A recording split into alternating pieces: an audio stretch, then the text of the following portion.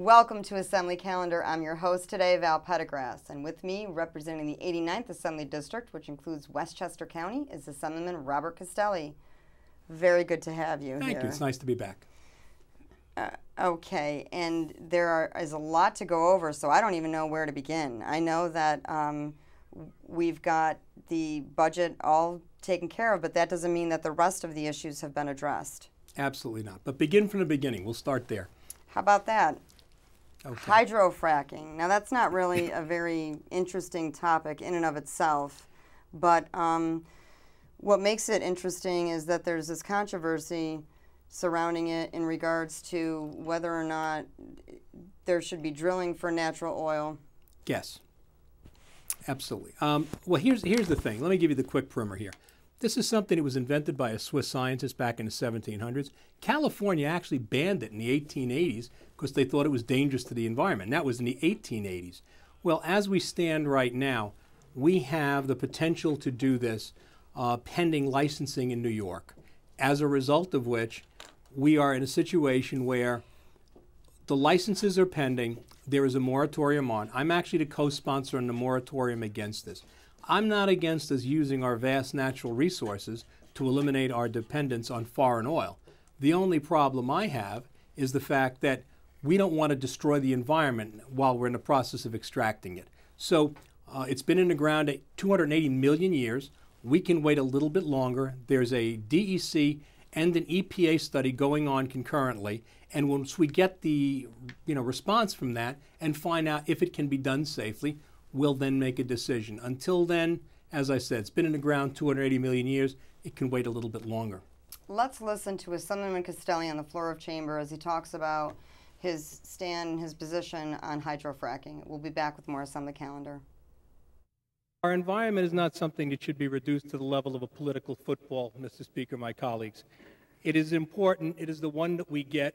And our esteemed colleague Theodore Roosevelt of yesterday sat across the chamber from where I am, not too far from where Mr. Sweeney is right now, and urged the protection of our environment more than 100 years ago. It is ever more important now, given what little of our environment we have left to protect. I would urge my colleagues to consider this. While it is a bill that shortens the moratorium, much shorter than the much stronger bill that my friend Mr. Englebright proposed, and that I was honored to be a co-sponsor of, it does nothing to hurt those individuals who might otherwise make themselves available to this natural resource. It has been in the ground for more than 100 million years. We can wait a little bit longer before we decide whether or not we should extract it by a method that may be deleterious to our water supply. So I would urge my colleagues on both sides of the aisle to consider voting for this important piece of legislation. Thank you. Now, what's the phrase that you used before the show and your reasoning? You had a cliche that you used. That it had been in the ground for 280 million years and we can wait a little bit longer? No, it's kind of along the lines of haste makes waste, that it's better to err on the side of caution. Sure, absolutely. I mean, we have to err on the side of prudence. I mean, look, I'm not against us using our vast natural resources to help eliminate our dependence on foreign oil. The problem is there is the potential for extreme damage to our water supply here. Part of this is in the Marcellus Shale. It sits within the New York City watershed. We've got these studies going on. Let's use the science to make an informed decision. That's what we need to do. This is not a decision of the heart. It's a decision of the head. But we need to protect our environment and our drinking water. And that's all I am saying. Give us enough time to discover the science, find out what the truth is, and then we can make an informed decision on whether we should allow hydrofracking, which is horizontal hydrofracking, or whether we shouldn't, or if there's another means. And there is new science, by the way, that indicates there may be safer methods to extract.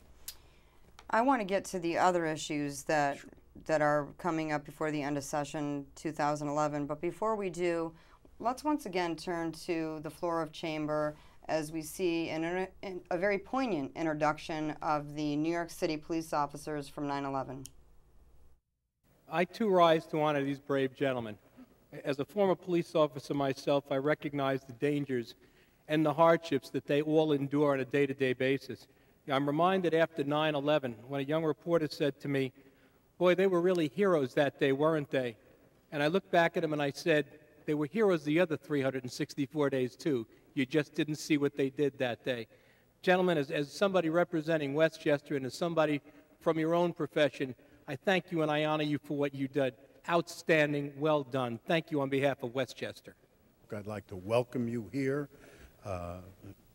give you the privileges of the floor to you, the families that are here, and I recognize that it's not that day alone that you take a heroic act, but all of our law enforcement, firefighters, and all the people who put themselves in dangerous situations that benefit all of us and all of our constituents.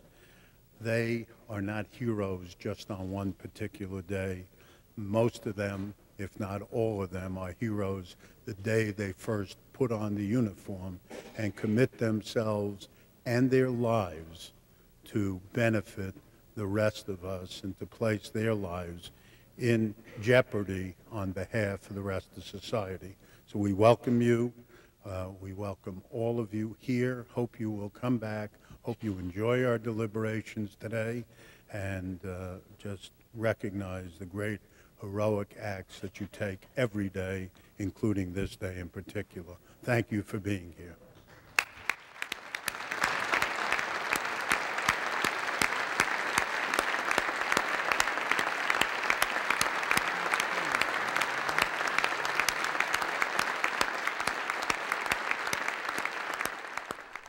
Speaker Silver gave a very reflective speech regarding 9/11, and I know that it probably brought other people. I know as I heard it just now, brought me back to that day and everything that was going on, and all the chaos, and how they were asked to respond to something that they'd never witnessed before. Well, it touches me greatly on a number of levels. My son is a soldier, lieutenant colonel in Special Forces, and he deployed right after 9/11 to Afghanistan for one of what is now 5 tours in Afghanistan. His uncle was lost commanding Rescue 2 of the fire department there, and we were actually down there on the site 2 days after when my son announced to me that he was deploying to war in the next 2 days. So there are a lot of levels of emotion that this touches me on. And of course, as somebody who'd been a member of the state police for 22 years, you know, when everybody else runs away from danger, those of us in the emergency services field, police, firefighters, EMS workers, you know, we ran towards it. That's what they did that day, and God bless them. Absolutely. I can't even follow that up with anything else. Our hearts and love go out to those who survived and those who were heroes that day, and the rest of the 364, as was mentioned. Getting back a little bit to some of the issues that are still left to deal with, unfunded mandates. You know, that's huge. That, along with the property tax cap, it seems as though they go hand in hand. Absolutely, and they do go hand in hand. And it's, you know, this is part of the problem that a lot of people have with the property tax cap. I mean, I'm supportive of our new governor. He's one of my constituents. He's from the other side of the aisle. But, you know, you run politically, but you serve apolitically. He and I are both public servants. You know, we don't identify ourselves as Republicans and Democrats unless you're running in an election, and that is as it should be. I support his efforts. He's trying to keep the ship of state from sinking. I agree with him.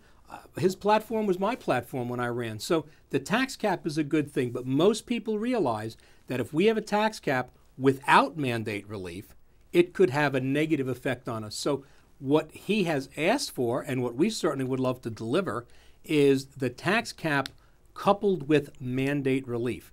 And the tax cap has been dealt with. It was put in as a governor's program bill in the Senate, was voted on overwhelmingly in the Senate. Speaker Silver put it in as a governor's program bill in the Assembly, but for whatever reason has failed to bring it to the floor for a vote.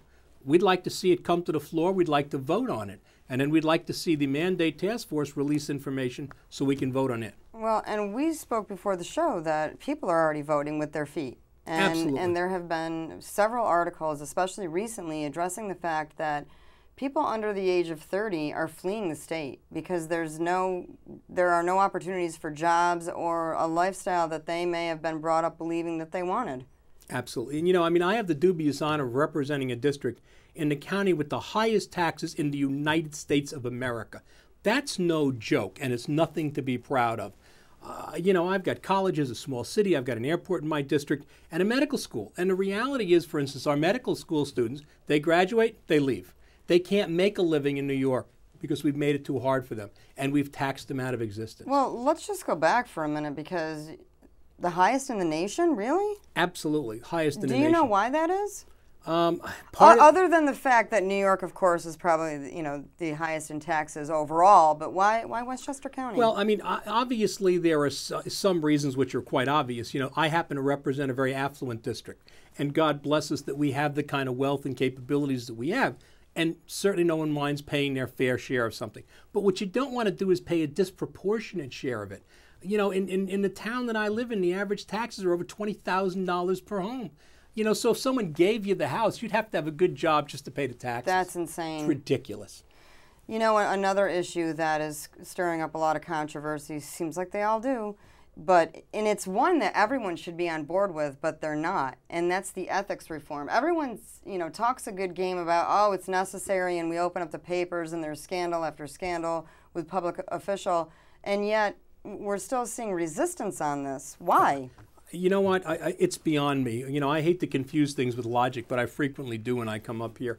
I've been a big proponent of ethics reform, and I believe you should talk the talk and walk the walk. I put in the toughest ethics bill that this state has ever seen last year. It died in committee. Why? Don't know. I put it in again this year. Don't ever expect to see it on the floor. Why? I don't know. If somebody's got an answer, maybe they could give it to me. But you know, if you want to talk the talk, you should walk the walk. I will say this much, and I happen to love the governor. I think he's doing a great job. But he has painted many people in the legislature with the same broad brush. Most of the legislators on both sides of the aisle would like to see meaningful ethics reform. Some are resistant, and they need to be spoken to. And perhaps those that are resistant may be in a position of power. I don't know. Well, quite honestly, the people who are resisting it are the ones who hold the most power. You know, the concept that operates in Albany, as you know, is 3 men in a room. That hasn't changed. It needs to change. Every legislator, Republican or Democrat, is marginalized unless we change that concept. And that can probably only be done with a constitutional amendment. And the ethics reform that's being called for is what? Well, we're looking for transparency and full disclosure. We're looking for people reporting, for instance, sources of outside income. You know, is there a conflict of interest? We'd like to know if you as an attorney practicing somewhere are representing some company that's doing business with the state of New York. So there will be a conflict when any of these issues come up. That's not too much to ask. No, it's not. Especially when you're, again, opening the paper and it's the Assembly and the Senate. Sure. And I mean, if you're looking at, for instance, tort reform, if you're a trial lawyer and you are sitting there having a direct negative impact on a tort reform bill, and you happen to be that lawyer who's also an assemblyman or a senator, you may resist that. Well, people need to know that and understand why you might be resistant. So there's no logic in the resistance to it, but there is resistance. We'll continue to fight for it. We're almost out of time, but answer this question for me. Corruption is in every area of employment, or, you know, every area of life. Why is it so prevalent here in Albany, though? You know, I haven't got the foggiest idea. I mean, when I look at this institution, I came up here. I will tell you, I was more cynical when I got here than since I've been here. I see that there's a lot of honest and honorable people on both sides of the aisle and both sides of every interest, for instance. But the reality is we have a disproportionate number of people who have gotten jammed up and gone to jail. 14 or 15 of them in the last decade, if not more. Several of them as we speak right now. I don't know what it is. I don't know that it's a cultural thing. It's like being pregnant. You either are or you're not. You can't be a little bit. Well, you can either be a little corrupt or not a little bit corrupt. It's a black and white issue. And in this case, you need to be honest. And on that note, we've got to go. Unfortunately, we're out of time, but we hope that you enjoyed our show, and we hope that you join us next time for our next edition of Assembly Calendar.